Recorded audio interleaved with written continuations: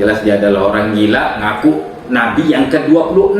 Ya, andai kata ada Nabi setelahku, Umarlah orangnya.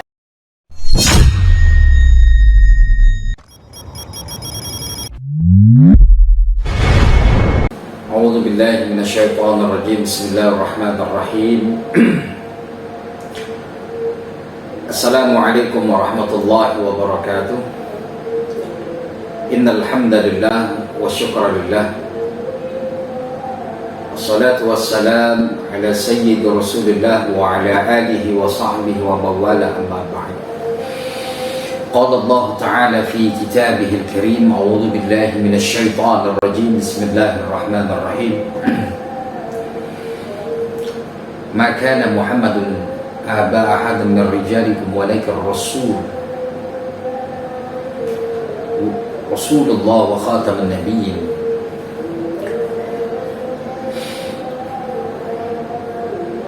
Wa qala aidan wa ma Muhammadun illa rasulun qad khalat min qablihi ar-rasul afa in mata aw qutila qalabtum ala aqabikum wa may yanqalib ala aqibihi. Shadaqallahul azim. Para hadirin yang dimuliakan oleh Allah Subhanahu wa Ta'ala, pada kesempatan bulan Ramadan, malam tarawih yang sangat mulia ini, tiada kata yang indah yang bisa kita ucapkan, tiada kata yang manis yang tertancap di dalam hati, kecuali hanya rasa syukur kepada Allah Azza wa Jalla, Tuhan yang Maha Agung, yang telah memberikan nikmat, baik itu nikmat hidayah, nikmat iman, nikmat Islam, nikmat sehat bagi kita semua.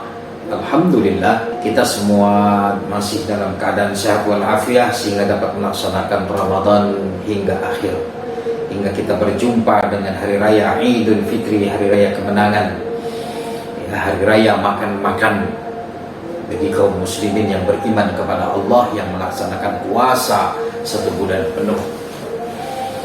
Selawat serta salam tidak pernah lupa selalu kita sanjungkan kepada Nabi besar kita Muhammad sallallahu alaihi wasallam, Nabi akhiruz zaman, pahlawan, pejuang, tidak pernah mengenal lelah, membimbing dan membawa umatnya dari alam kegelapan hingga alam terang benderang yang kita rasakan pada kesempatan malam yang mulia ini, malam Ramadan, yaitu kita dalam keadaan yang beriman dan bertakwa kepada Allah Subhanahu wa Ta'ala. Pemirsa yang dimuliakan oleh Allah Subhanahu wa Ta'ala di lingkar Indonesia dan sekitarnya, alhamdulillah kita melihat dan mendengar akhir-akhir ini viral seseorang yang mengaku Nabi yang ke-26 katanya, terus mengaku dan selalu dan menghina dan melecehkan dan merendahkan Nabi kita, Nabi Muhammad sallallahu alaihi wasallam, yaitu Nabi, katanya Nabi cabul lah, inilah, ya banyak ya, sehingga ini menjadi sebuah fenomena getaran hati setiap kaum muslimin dan beriman. Hatinya hati terusik, terganggu, hati menjadi gelisah, resah, gelisah, gundah gulana, dan memang itulah yang harus terjadi pada diri seorang muslim yang beriman kepada Allah ketika Allah dan Rasulnya dihina dan dilecehkan. Maka tentu permasalahan-permasalahan ini bukanlah permasalahan sepele, bukan permasalahan yang biasa yang dilakukan seorang yang kafir, orang di luar Islam, menghina dan melecehkan Nabi. Ini yang kesekian kalinya. Kenapa penghinaan terhadap Nabi, pelecehan terhadap Nabi, merendahkan Nabi itu selalu terjadi? Artinya Di tahun-tahun sebelumnya ada yang mengaku Tuhan lah, ada yang mengaku Nabi lah. Ya, ada kelompok yang memang nabinya bukan Nabi Muhammad, tapi juga dia mengaku sebagai seorang Muslim, ya kan? Bahkan dia mengaku mendapatkan wahyu. Nah, terakhir ini adalah orang kafir, ya, bukan Muslim dia. Dia menghina dan melecehkan Nabi, merendahkan Nabi. Kita minta dihentikan. Bagaimana cara menghentikannya? Tangkap orang yang menghina Nabi, lalu hukum dengan hukuman yang berat. Artinya hukuman yang berat itu bisa dia dibunuh, ya, atau dia supaya tidak terjadi penghinaan terhadap Nabi. Karena bagi umat Islam, Allah, Rasulnya berjuang di jalan Allah, 3 perkara yang harus dicintai melebihi dari segala-galanya. Melebihi dari segala-galanya itu maksudnya melebihi cinta kita terhadap diri kita sendiri, melebihi cinta terhadap istri dan anak-anak kita. Kenapa?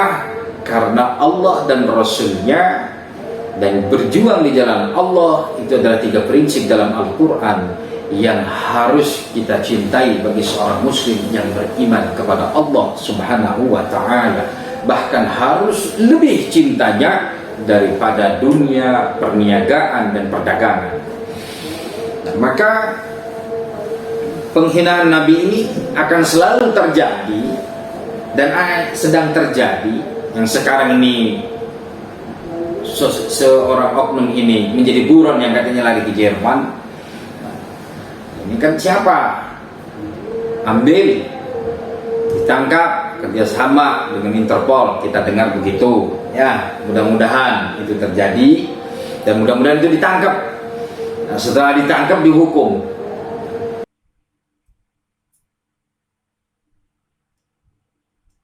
Hukumannya adalah hukuman yang membuat diri dia jera dan yang lainnya tidak menghina Nabi.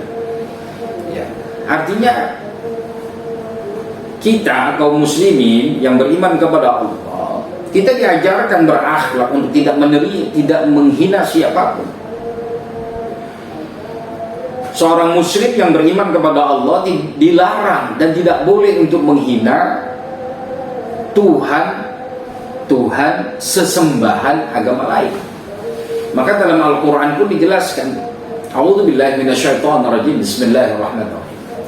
Wa la tasubbu alladziina yad'uuna min dunillahi 'adwan bighairi ilmin. Wa la tasubbu alladziina yad'uuna min dunillahi yasubbullaha 'adwan bighairi ilmin. Nah, ini dia yang pas. Al-Qur'annya, janganlah kamu menghina, wala tasubbul ladzina yad'una min dunillah, janganlah kamu menghina orang-orang yang menyembah selain daripada Allah. Kalau kamu menghinanya, kalau kamu melecehkannya, kalau kamu merendahkan agama lain, fayasubbullaha, maka mereka akan menghina Allah. Adwan bighairi ilmin, secara berlebihan, secara permusuhan, bighairi ilmin, tanpa ilmu. Nah, artinya Islam yang beriman kepada Allah selalu diajarkan akhlak dan diberikan ajaran yang sangat mulia dari Allah dan Rasulnya, untuk tidak menghina agama lain, untuk tidak menghina Tuhan lain, untuk tidak menghina pemimpin-pemimpin agama lain. Maka hentikan orang-orang di luar Islam, orang-orang kafir, hentikan ini untuk tidak menghina Allah dan Rasulnya, dan tidak merendahkan orang yang berjuang di jalan Allah. Karena 3 perkara ini yang harus paling dicintai di atas dunia ini, dari perniagaannya, dari istri dan anak-anaknya, dari jual belinya, dari kontraknya, dari usahanya. Artinya Allah dan Rasul dan berjuang di jalan Allah itu jauh lebih baik. Pemirsa dimanapun Anda berada, ya, di lingkar Indonesia dan sekitarnya, di lingkar Indonesia dan sekitarnya, kita kaum muslimin bersatu, rapat, ukhuwah, jaga Islamiyah, untuk saling menjaga satu dengan yang lainnya, untuk saling menghargai satu dan yang lainnya, untuk saling menghormati satu dan yang lain, untuk bersama-sama kita menjaga Islam. Karena Islam ini memang harus dibantu, dijaga, dan diperjuangkan. Allah dan Rasulnya pun harus dijaga, dilindungi. Artinya menyembahnya kita kepada Allah dan Rasulnya, dan melindungi segala fitnah yang ditujukan kepada Allah dan Rasul, dan berjuang di jalan Allah, maka kaum muslimin harus menjaga dan melawannya. Nah, melawan ini berbagai macam cara. Kalau memang harus dengan ghazwul fikri, perang otak sara, perang opini, perang medsos. Maka orang-orang di luar Islam ini selalu terus menyerang umat Islam melalui medsos. Maka viralkan medsos, viralkan untuk dakwah Islamnya, agar supaya mereka tahu bahwasanya Allah dan Rasulnya dan berjuang di jalan Allah itu adalah merupakan prinsip di dalam Islam, untuk tidak bisa diganggu-gugat dan disentuh dan dilecehkan dan diremehkan. Maka siapapun yang meremehkan dan melecehkan Allah, Rasulnya, dan berjuang di jalan Allah Subhanahu wa ta'ala, maka dia akan berhadapan dengan kekuatan baik secara batiniah maupun secara zahiriyah, baik secara lisan maupun pikiran. Maka dia akan berhadapan dengan hadapan yang sangat keras yang disebut dengan jihad. Hati-hati, jangan kau sentuh Allah, jangan kau sentuh itu Nabi, jangan kau sentuh itu berjuang di jalan Allah Subhanahu wa ta'ala. Maka para hadirin yang dimuliakan oleh Allah Subhanahu wa ta'ala, jadinya para hadirin di lingkar Indonesia dan sekitarnya, maka para ulama dulu sudah bersepakat bagi para penghina Nabi. Bahkan Ibnu Taimiyah membuat kitab. Nah, ini kitabnya As-Sarim Al-Maslul ala Syatimir Rasul, hukuman bagi orang-orang yang menghina Nabi, ala Syatimir Rasul, kepada penghina Nabi. Maka Imam Ibnu Taimiyah yang menghukumi dalam kitab ijma'nya Al-Muslimin, secara kesepakatan kaum muslimin untuk membunuh bagi para penghina Nabi. Mengapa demikian? Ini di Hikayah Al-Ijma' an Ibni Mundir. Ajma'a awamul ahli ilmu, telah bersepakat para ahli ilmu, ala anna hadda, untuk menghukum bagi penghina Nabi, yaitu dengan dibunuh orang yang menghina Nabi. Tidak boleh. Wa mimman qala bidzalika, dan orang-orang yang mengatakan demikian, Imam Malik.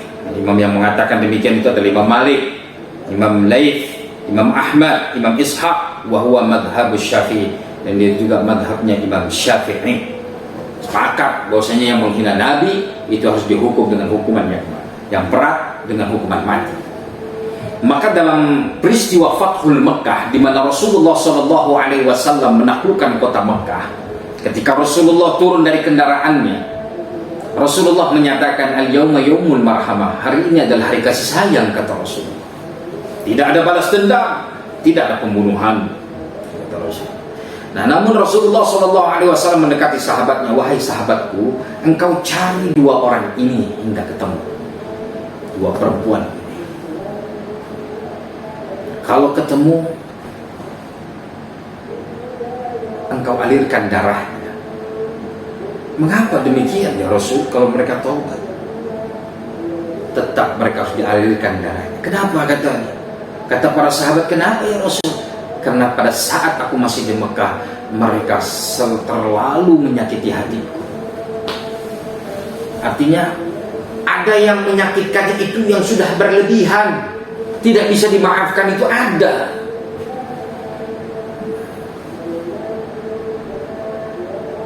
Apa itu menyakiti hati Rasulullah SAW?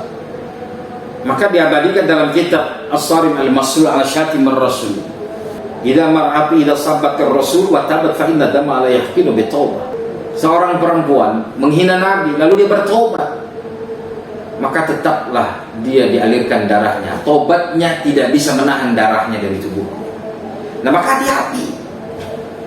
Hal yang demikian ini hati-hati. Hal yang prinsip di dalam Islam itu harus hati-hati.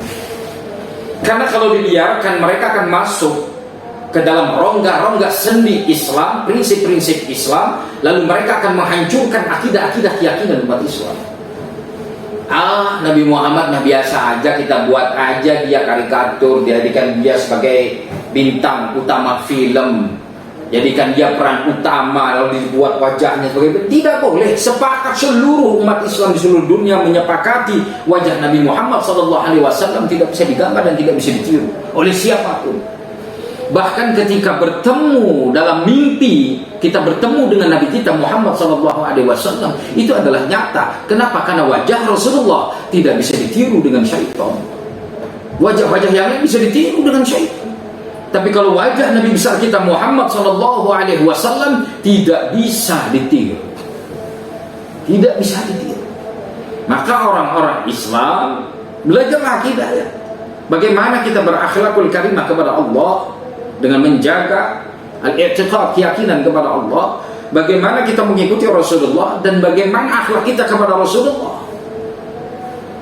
dan bagaimana akhlak kita dalam berjuang di jalan Allah, itu ada semuanya. Karena tiga hal ini adalah prinsip di dalam Islam yang harus lebih dicintai daripada yang lainnya.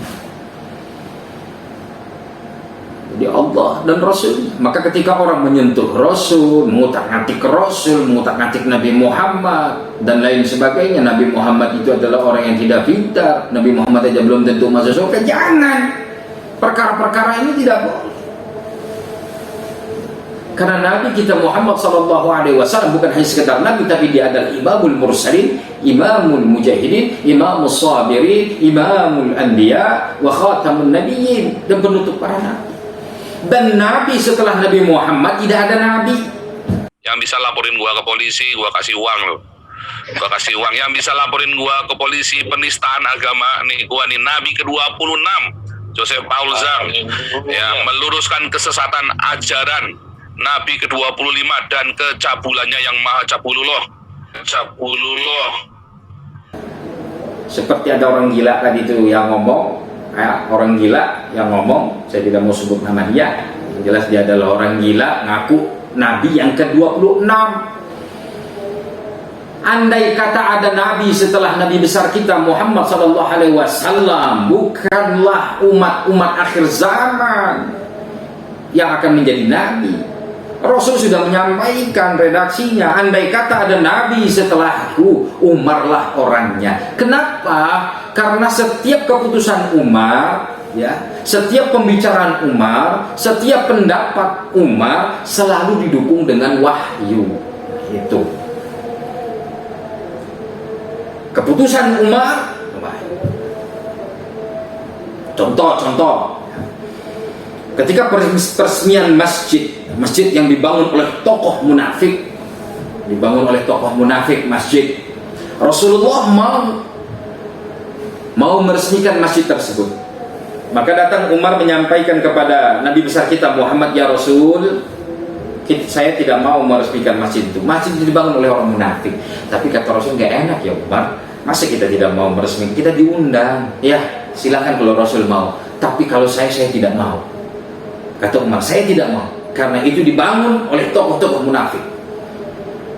Umar pergi, datanglah wahyu kepada Rasulullah SAW. Assasa bunyanahu ala taqwa wa assasa bunyanahu ala dirab. Ada yang dibangun masjid itu, ya Muhammad, atas dasar ketakwaan kepada Allah. Ada masjid itu dibangun atas dasar yang sangat membahayakan. Doroba yadribu dorbatan, dirbatan itu sangat berbahaya. Kalau dorbatan itu bahayanya biasa, tapi kalau sudah dirbatan bahayanya luar biasa. Maka kata Rasulullah, perintahkan kepada sahabat bakar masjid itu, karena masjid itu sangat berbahaya. Artinya keputusan Umar, pendapat Umar didukung dengan wahyu. Maka kata Rasulullah selalu memuji sahabatnya, dua orang sahabat. Kalau Abu Bakar Siddiq radhiyallahu anhu orangnya lembut. Kalau Umar bin Khattab memang orangnya tegas. Tetapi tidak di hadapan dua sahabatnya yang mulia ini. Rasulullah memuji dan menyanjung. Alhamdulillah, aku diberikan dua orang sahabat yang satu hatinya seperti Nabi Ibrahim, yang satu hatinya seperti Nabi Nuh alaihissalam. Ini luar biasa. Redaksi dari Rasulullah, rekomendasi dari Rasulullah. Abu Bakar saja tidak berani dia mengaku Nabi. Umar bin Khattab saja tidak berani mengaku dia Nabi. Bagaimana dengan umat-umat akhir zaman ini yang berani mengaku Nabi, bahkan melecehkan Nabi, bahkan syariat Nabi diinjak-injak, dilecehkan. Bukan hanya dilecehkan, tapi Nabi itu dihinakan, direndahkan. Nah, maka orang-orang kafir yang bukan Islam, Anda jangan merendahkan itu Islam, jangan merendahkan nabinya, jangan merendahkan Allah, jangan merendahkan orang yang berjuang di jalan Allah. Ketika Anda merendahkan orang-orang yang berjuang di jalan Allah, berarti Anda merendahkan seluruh kaum muslimin yang ada di dunia ini. Sama dengan orang-orang Islam, jaga akhlak Anda kepada Allah, kepada Rasulnya, jaga akhlak Anda kepada para mujahid-mujahid yang berjuang di jalan Allah. Ketika karena mereka berjuang di jalan Allah, mereka tinggalkan semua kesenangan dan kebahagiaan dunia mereka hanya untuk Allah Subhanahu wa ta'ala. Dan insya Allah orang yang berpegang teguh kepada Allah dan Rasulnya dan berjuang di jalan Allah akan selalu dikaruniakan berkah, rahmat, rezeki min haitsu la yahtasib, dari arah yang tidak terduga-duga. Maka jangan khawatir. Dan Rasul itu juga bukannya bapak salah di bukan bapak di antara salah satu di antara kita. Maka Muhammadun aba ahadam min rijalikum. Bukan. Nabi kita Muhammad SAW itu bukanlah ayah dari salah satu di antara kalian. Walakin Rasulullah, dia adalah Rasulnya Allah, utusan Allah. Wa khataman nabi, dan penutup para nabi. La nabi ba'd, dan tidak ada nabi setelah dia. Tidak ada. Maka yang ini penghinaan nabi dari orang kafir ya. Kita awas ini, komunis Anda jangan-jangan. Indonesia ini kan lagi rawan komunis. Nanti kita akan bicara dalam tema yang berbeda, dengan judul yang berbeda tentang komunis. Maka pemirsa di lingkar Indonesia dan sekitarnya, terus dukung channel kita ini untuk dakwah-dakwah kita, tebarkan dan share untuk seluruh kaum muslimin dan orang-orang di luar Islam agar mereka paham dan tahu bahwasanya jangan sentuh Allah, Rasulnya, dan jihad fisabilillah, berjuang di jalan Allah Subhanahu wa ta'ala. 3 perkara ini jangan disentuh. Kalau Anda menyentuh ini, berarti Anda mengumandangkan perang terhadap umat Islam. Camkan itu, pahami dengan baik-baik agar supaya tidak terjebak dalam penghancuran dan penistaan terhadap agama, yaitu Islam, agama yang dicintai Allah dan Rasulnya, dan dicintai oleh kaum muslimin dan dijaga dengan baik-baik oleh kaum muslimin. Adapun untuk saudara-saudara saya kaum muslimin, jangan hina ya Tuhan-Tuhan selain daripada Allah. Ya, kalau kita menghina mereka, nanti mereka akan menghina kita dengan cara permusuhan berlebih-lebihan tanpa didasari dengan ilmu pengetahuan. Hanya itu saja. Kepada Allah mohon ampun, kepada pemirsa di lingkar Indonesia dan sekitarnya mohon maaf yang sebesar-besarnya. Wallahu muwaffiq ila aqwamit thoriq. Wassalamualaikum warahmatullahi wabarakatuh.